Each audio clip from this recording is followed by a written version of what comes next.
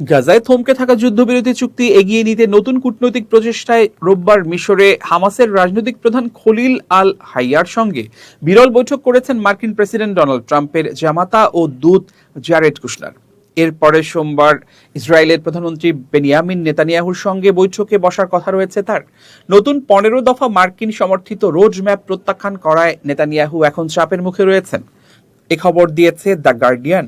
আলোচনার মূল লক্ষ্য হল হামাসকে নিরস্ত্রীকরণ এবং যুদ্ধ বিধ্বস্ত গাজা থেকে ইসরায়েলি বাহিনীর প্রত্যাহারের পরিকল্পনাটি এগিয়ে নেয়া।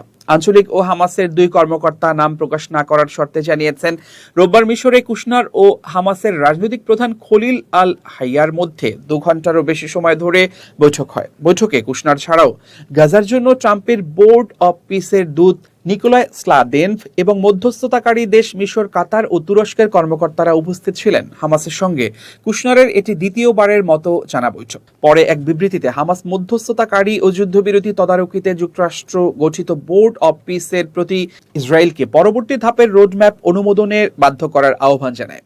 এই উদ্যোগের সঙ্গে গাজার প্রায় 20 লাখ মানুষের জীবন এবং যুদ্ধের কারণে বিপর্যস্ত ও ঘনবসতিপূর্ণ উপত্যকাটির পুনর্গঠনের বিষয়ে জড়িত। যুদ্ধবিরতির পর বড় ধরনের সামরিক অভিযান বন্ধ হওয়ার 10 মাসেরও বেশি সময় পেরিয়ে গেলেও গাজা এখনও মূলত ইসরায়েলি বাহিনীর নিয়ন্ত্রণে রয়েছে। গত বছর মিশরে কুশনার, মার্কিন দূত স্টিভ উইটকফ ও হামাস নেতাদের বৈঠক থেকে যুদ্ধবিরতি চুক্তি সম্পাদনের পথ তৈরি হয়েছিল। তবে হামাসের নিরস্ত্রীকরণ নিয়ে মতবিরোধের কারণে পরবর্তী অগ্রগতি থমকে যায়। ট্রাম্পের পরিকল্পনা অনুযায়ী হামাস ও অন্যান্য সশস্ত্র গোষ্ঠী নিরস্ত্রীকরণে অগ্রসর হলে ধাপে ধাপে গাজা থেকে ইসরায়েলি বাহিনী প্রত্যাহার করবে। পাশাপাশি নতুন ফিলিস্তিনি পুলিশ বাহিনীর সঙ্গে একটি আন্তর্জাতিক স্থিতিশীলতা বাহিনী গাজার নিরাপত্তা নিশ্চিত করবে। হামাস পরিকল্পনাটিতে সম্মতি জানিয়েছে বলে দাবি করলেও তারা বলছে, ইসরায়েলকে আগে নিজেদের প্রতিশ্রুতি, বিশেষ করে সেনা প্রত্যাহার ও হামলা বন্ধের বিষয়ে বাস্তবায়ন করতে হবে।